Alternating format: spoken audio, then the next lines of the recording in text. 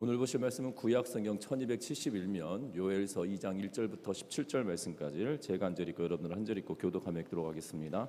시온에서 나팔을 불며 나의 거룩한 산에서 경고의 소리를 질러 이 땅 주민들로 다 떨게 할지니 이는 여호와의 날이 이르게 됨이니라. 이제 임박하였으니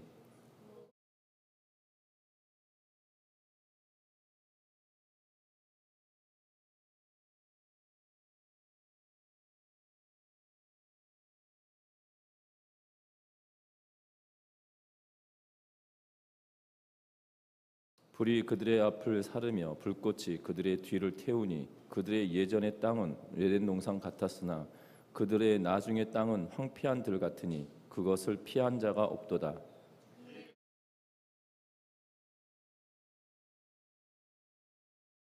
그들이 산 꼭대기에서 뛰는 소리는 병거 소리와 같고 불꽃이 건불을 사르는 소리와도 같으며 강한 군사가 줄을 버리고 싸우는 것 같으니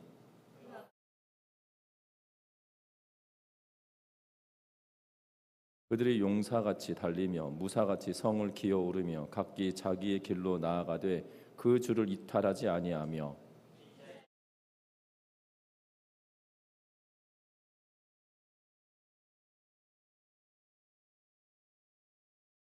성중에 뛰어 들어가며 성 위에 달리며 집에 기어오르며 도둑같이 창으로 들어가리니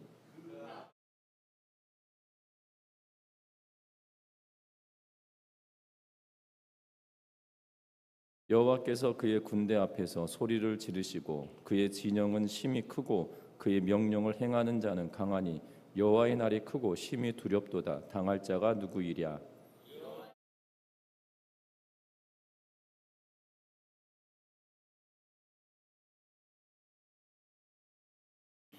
너희는 옷을 찢지 말고 마음을 찢고 너희 하나님 여호와께로 돌아올지어다.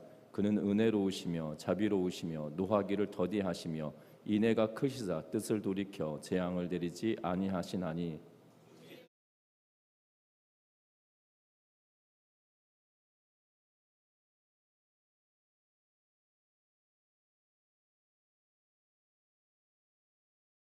너희는 시온에서 나팔을 불어 거룩한 금식일을 정하고 성회를 소집하라.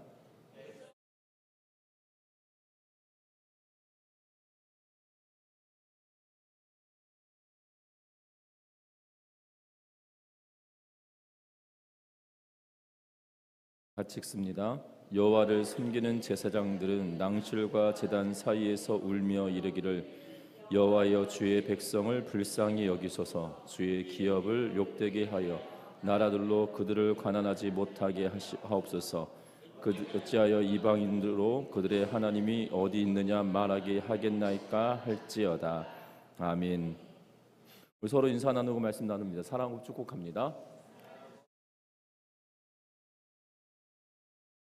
우리는 언젠가 하나님의 엄격하고 두려운 심판이 있다는 것을 기억하고 두렵고 떨리는 마음으로 이를 받아들이고 살아야 합니다. 미국에 두 사람의 농부가 있었습니다. 한 사람은 예수를 믿는 사람이고 한 사람은 불신자였습니다. 한날은 불신자 친구가 그리스도인 친구에게 편지를 썼습니다. 뭐라고 썼냐면 나는 하나님을 모르고 그리스도도 모르고 믿지도 아니한다. 그러나 지난 봄에 파종을 잘 하였고 여름에는 순풍으로 물대기와 김매기를 잘 하였고 가을엔 풍성한 수확을 거두었다. 그리스도를 믿는 너보다 훨씬 많은 수확을 하였다. 나는 하나님의 심판을 이해하거나 도무지 깨달을 수가 없었다라고 이렇게 편지를 썼다는 겁니다. 쉽게 말하면 그겁니다. 예수 믿는 친구와 예수 믿지 않는 사람이 있는데 둘이 친구입니다. 근데 예수 믿지 않았던 친구가 봄에 파종을 하고 여름을 잘 보내고 김매고 물대기를 잘해서 10월에 추수를 했는데 믿는 너보다 내가 더 많이 거뒀으니 하나님이 정말 살아계시다라면 믿는 너한테 더 줘야 되는 거 아니냐라고 이렇게 지금 친구에게 12조로 편지를 쓴 거죠. 그랬더니 그 예수 믿는 친구가 이렇게 대답합니다. 하나님은 10월의 결과를 보시지 않는다. 하나님의 심판은 자기의 정하신 날에 하시는 것이다 라고 이렇게 편지를 썼다는 거죠. 지금 네가 더 많은 것을 거뒀을지 모르지만 하나님은 10월의 결과로 판단하지 않으신다. 하나님의 판단은 하나님의 때에 임하게 되어진다 라고 하며 편지를 썼다는 겁니다.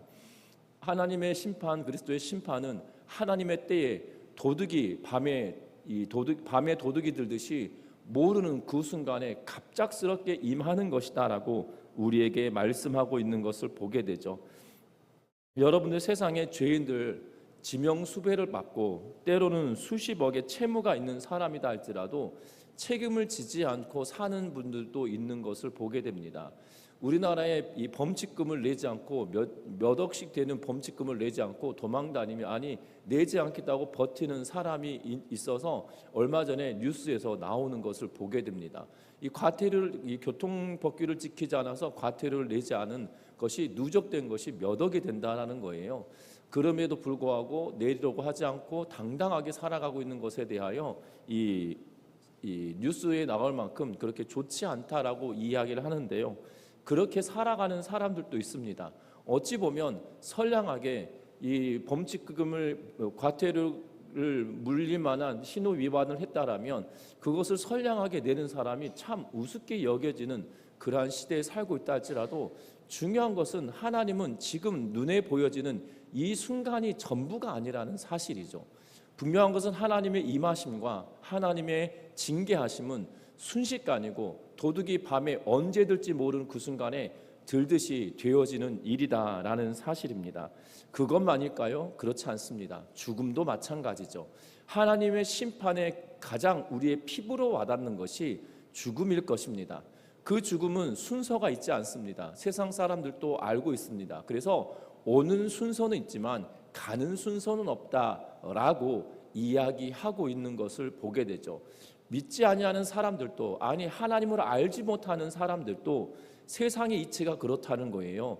죽음이라고 하는 것은 그 어떤 누구도 장담하지 못하고 올 때는 순서가 있어서 나이가 있고 서열이 있고 또한 언제 몇 시에 태어나는지를 알게 되지만 그렇다고 해서 갈 때는 순서 있게 가는 것이 아니다라고 할 만큼 말하고 있는 것을 보게 됩니다.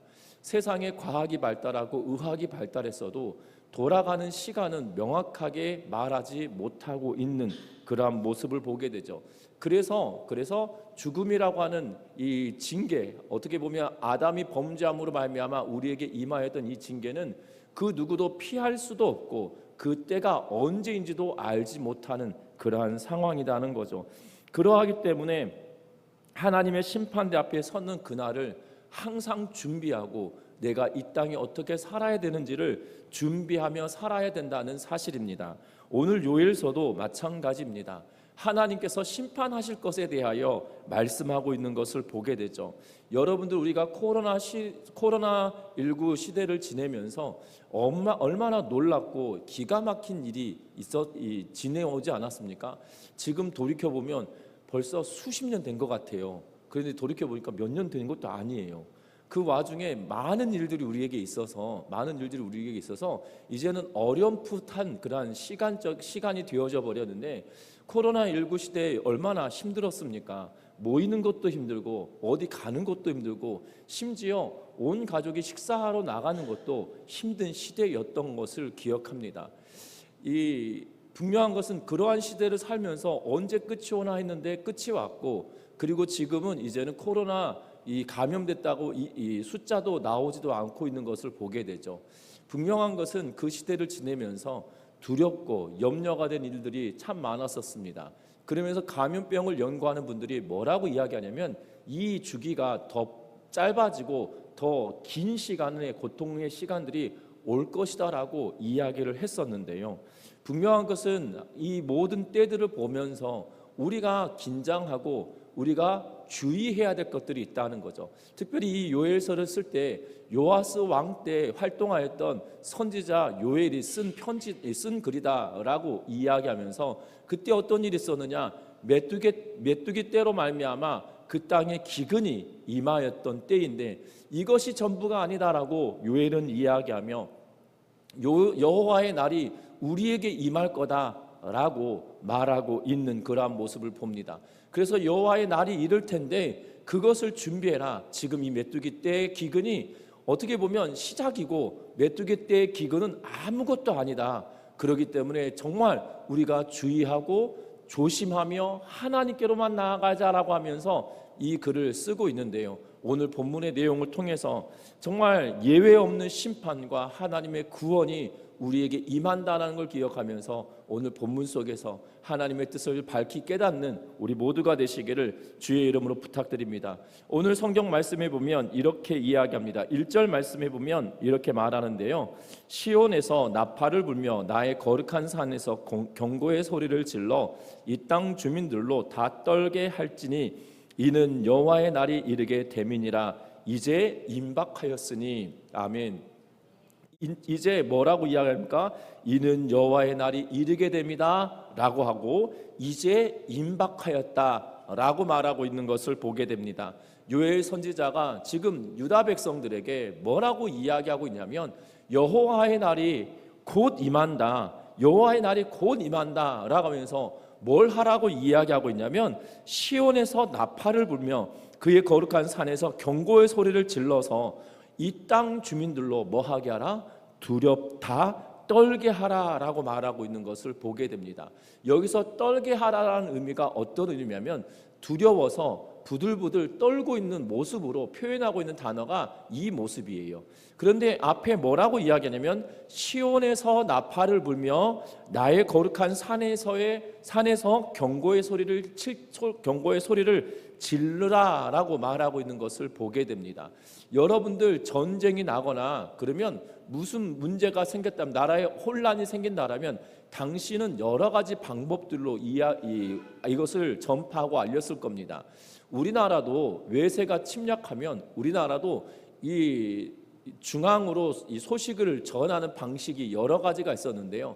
가장 우선된 것은 봉화대, 봉수대였던 것을 보게 됩니다. 그리고 파발도 있었고요. 그리고 사람이 달려서 가는, 이 말을 타고 가거나 하는 파발들이 있었고 전령들이 있었고, 제일 빠른 것은 봉화를 올리거나 봉수를 올려서 연기나 불빛으로 이 소식을 알리는 거죠. 연기가 하나 오르나, 연기가 2개 오르냐, 연기가 3개 오르냐에 따라 그 급박성과 상황들이 달리 전달되어지는 것을 보게 됩니다.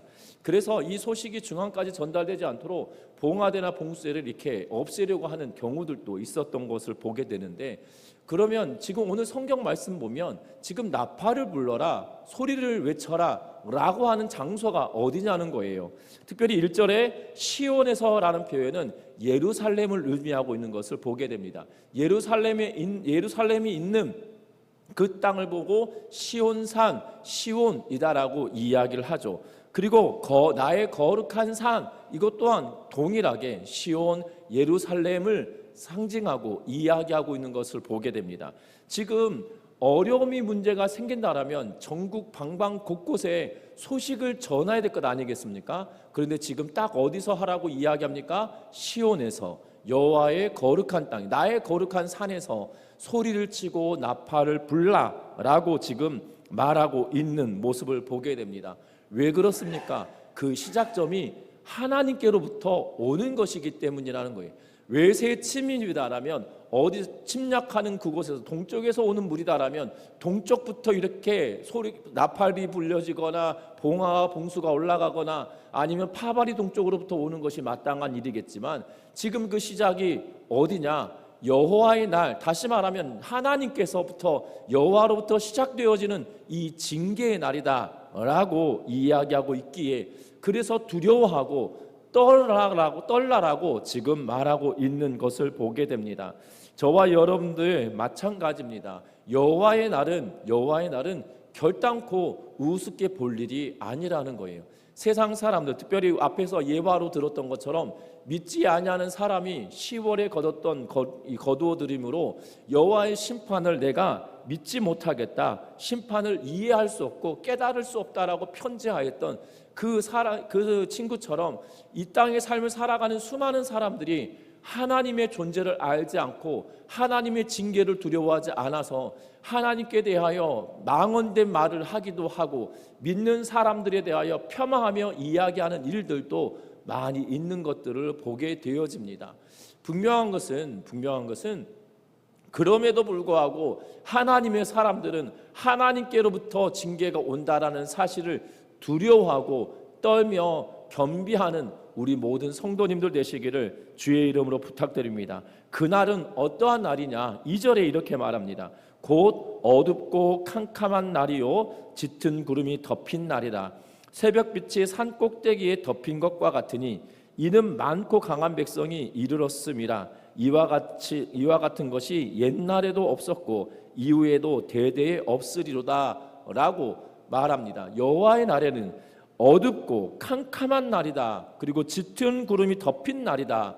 새벽빛이 산 꼭대기에 덮인 것과 같으니 이는 많고 강한 백성이 이르렀다라고 하면서 수많은 어려움들이 있는데 여호와의 임재와 여호와의 심판을 상징하는 어둡고 캄캄한 날, 구름 덮인 날이란 표현은 하나님의 징계의 날을 상징하는 그런 의미인데, 어떤 징계냐? 사람들로, 강한 백성들로 하여금 이르렀다란 말은 하나님께서 그들을 준비하셨다라는 말인데, 요아스 시대이기 때문에 그 이후에 아수르나 또한 바벨론을 상징하고 있는 것처럼 비춰지고 있다는 거죠. 여호와의 날은 여호와께서 행하시는 날이고 여호와께서 친히 움직이시는 날이고 여호와께서 행하시고 준비하시는 그러한 날이기 때문에 그날을 두려워하고 떨며 하나님께로 나아가라고 말하고 있는 것을 보게 됩니다. 우리 믿음의 사람들도 마찬가지일 겁니다. 하나님을 두려워하지 않으면 우리의 삶이 하나님을 두려워하지 않으면 우리의 삶이 방종에 가까워질 수도 있다라는 사실이죠. 하나님을 두려워하면 하나님을 기쁘시게 하려고 애쓰는 모습을 보게 됩니다. 여러분들 참 희한합니다. 제가 제 아내와 결혼하고 이 신혼집을 처가 근처에서 생활했는데요. 이 엘리베이터가 있는 집이었는데 엘리베이터에 밤이면 아침에 딱 나오면 그 엘리베이터에다가 소변 보는 분들이 계셔요. 그래서 항상 이렇게 써놨거든요. 소변 보지 말라고, 제발 엘리베이터 안에서 소변 보지 말라고 이렇게 써놨는데요. 되다 안 되니까 어떤 일이 벌어졌냐면 CCTV를 딱 거기다 달았어요. CCTV를 엘리베이터 안에다 딱 달았는데 그 뒤로부터는 소변 보는 분이 없어졌어요. 무섭습니다. 그 경고의 문구가 아무 필요가 없어요. 그냥 CCTV 하나 딱 달아놓으니까 꼼짝없이 아무도 거기다가 소변을 보지 않은 것을 보게 됩니다.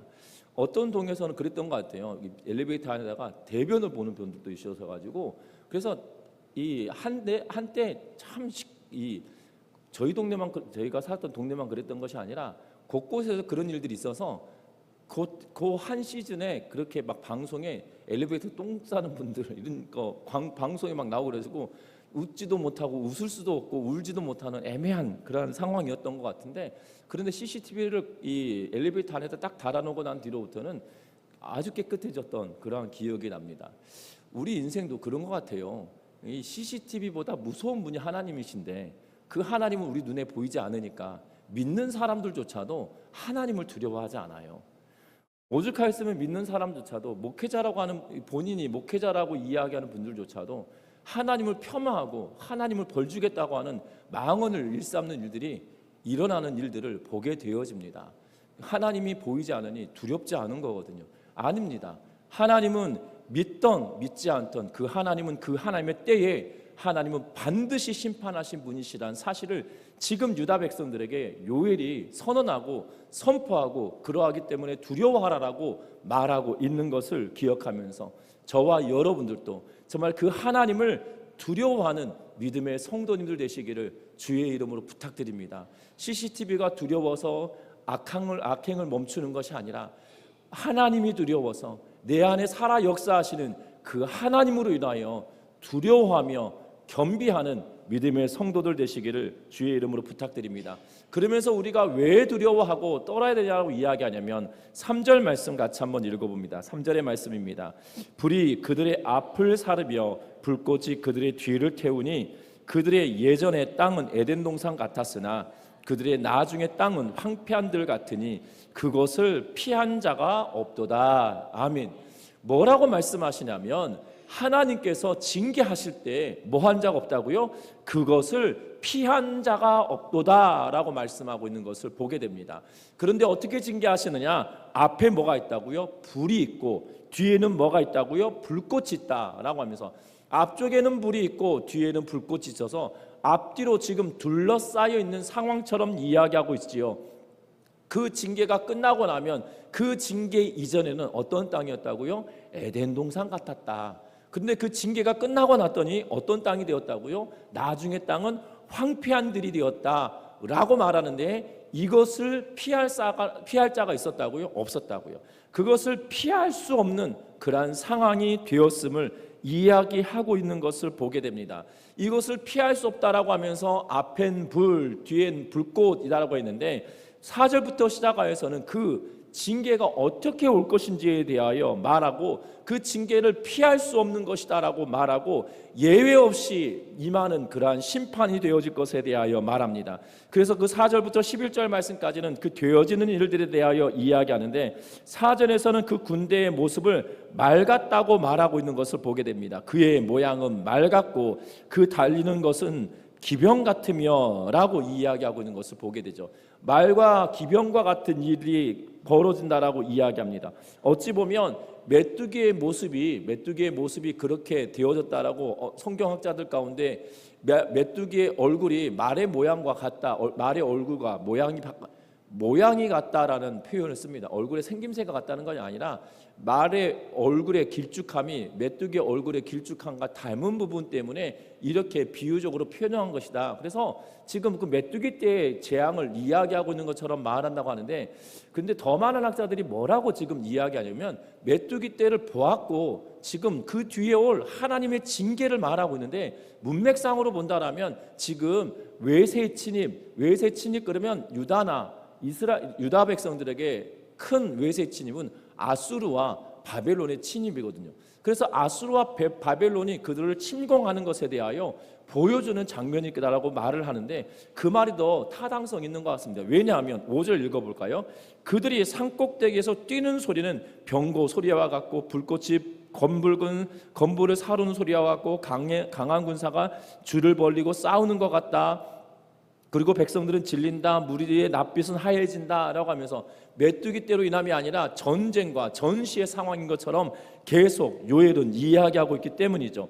그들이 용사같이 달리며 무사같이 성을 기어오르고 각기 자기의 길로 가되 그 줄을 이탈하지 아니하는 용사들의 모습을 말하죠. 8절에는 피차에 부딪히지 아니하고 각기 자기의 길로 나가며 무기를 돌파하고 나아가나 상하지 아니하며 라고 하면서 지금 징계의 모습을 계속 이야기하며 군대의 모습을 이야기하는데, 그 군대가 얼마나 강력했는지 오와 열이 맞으며 피차 부딪히지 않고 흐트러지는 그런 것이 아니라 각기 자기들의 길로 가면서 무기를 가지고 돌파하고 있고, 그들은 스스로가 상하지 않고 끊치지 않는 그러한 모습을 나타내고 있는 그러한 모습을 보게 되어진다는 거예요.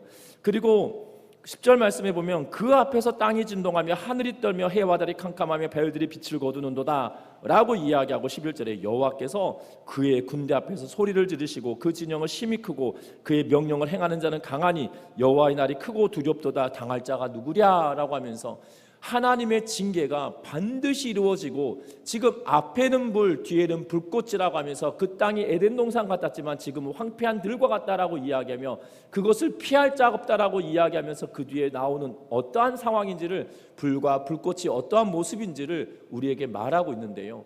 하나님의 징계하심은 명확하고 분명하고 확실하게 이루어지는 것을 보게 되고, 그것도 피할 자가 없다라고 우리에게 경고하고 있는 그러한 모습을 보게 된다는 겁니다. 저와 여러분들 하나님의 경고의 메시지는 지금 현실을 살아가는 우리들에게도 동일한 것 같습니다. 때로는 우리에게 닥치는 그러한 어려움들이 이것이 다가 아니라는 거예요. 이것이 다가 아니라 더 무서운 일들이 우리에게 일어날 수도 있다라는 사실들에 대하여 경각심을 불러일으키고 있는 요엘서의 모습을 우리는 보고 있다라는 사실입니다. 계엄이 선포되어지고 탄핵이 가결되어지고 이제 헌재에서 탄핵을 심판하는 과정들을 하고 있는데요.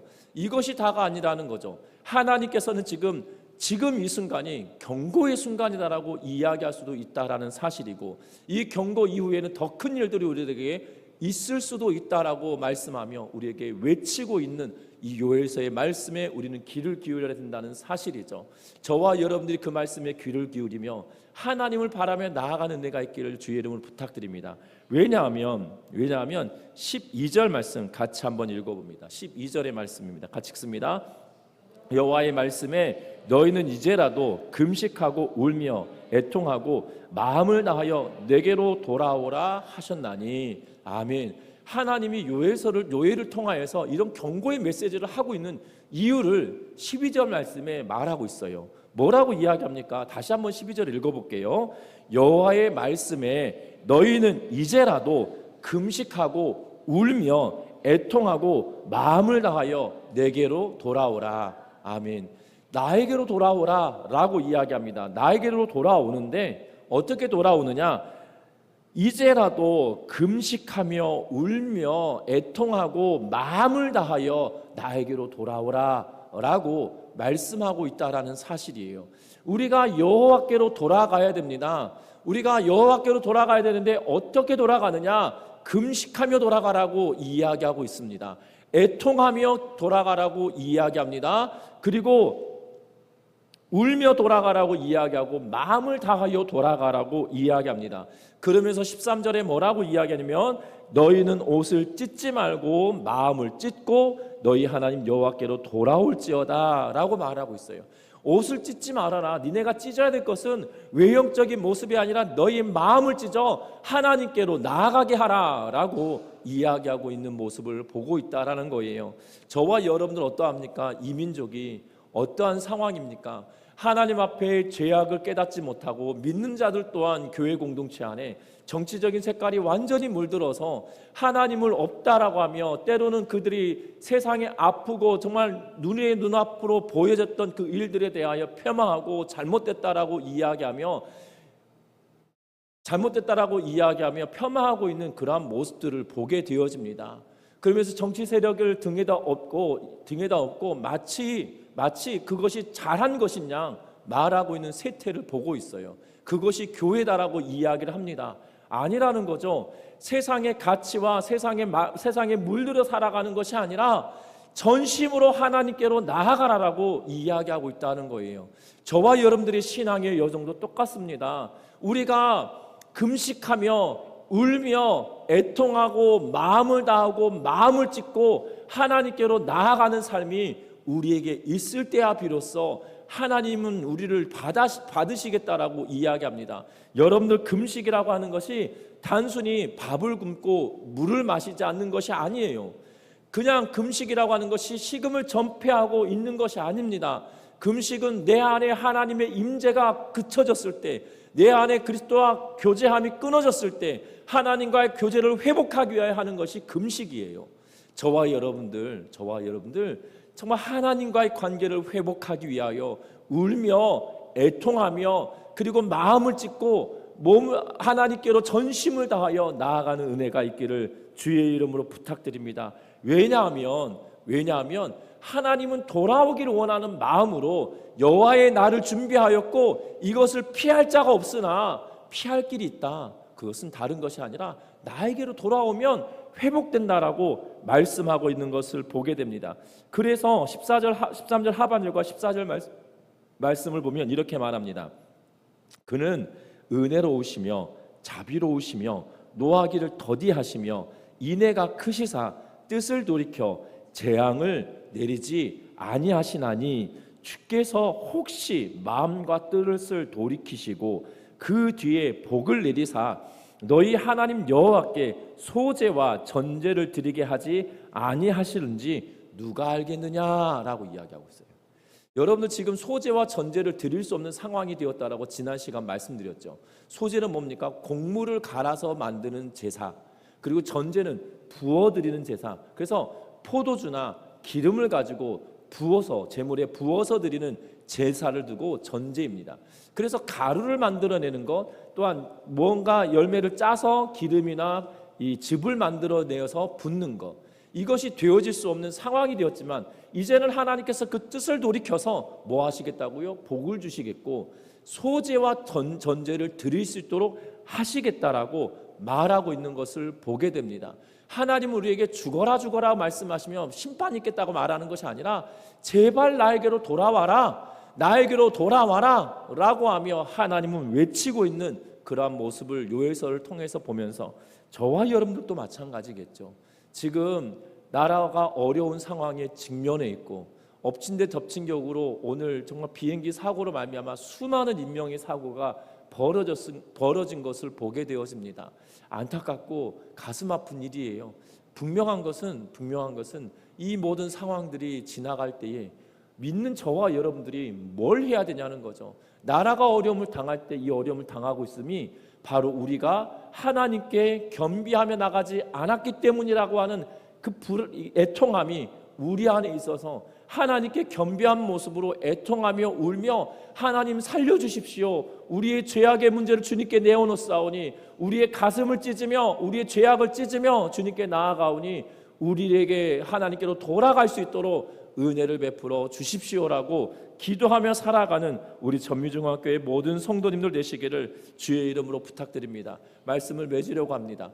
요엘 시대에 그들이 메뚜기 떼의 재앙을 당하면서 그 재앙으로 인하여서 그들이 깨닫고 돌이켰으면 좋겠는데 깨닫고 돌이키지 못하니까 요엘 선지자를 통하여서 하나님께서 그들의 신앙이 본질이 희석되어져 버리고 재앙이 임하였음에도 불구하고 돌이키지 못하고 왜 우리에게 이런 일이 있느냐라고 하며 하나님 도대체 왜 우리한테 이런 것을 주십니까? 라고 하며 신앙이 희색되어져 버리고 신앙의 본질을 놓쳐버린 그들에게 지금 요엘이 말하고 있는 거죠. 앞에서도 말씀드렸던 것처럼 경고의 메시지가 시온산에서 나팔을 불어라, 거룩한 여호와의 산에서 소리를 질러라 라고 하시면 결국 하나님의 임재가 임하였던 곳, 하나님의 영광이 임하였던 곳, 하나님의 이름을 두기에 있던 그 자리에서 경고의 메시지를 증거하고 있는 것을 보게 되지 않습니까? 결국 믿는 자들에게, 하나님의 백성들에게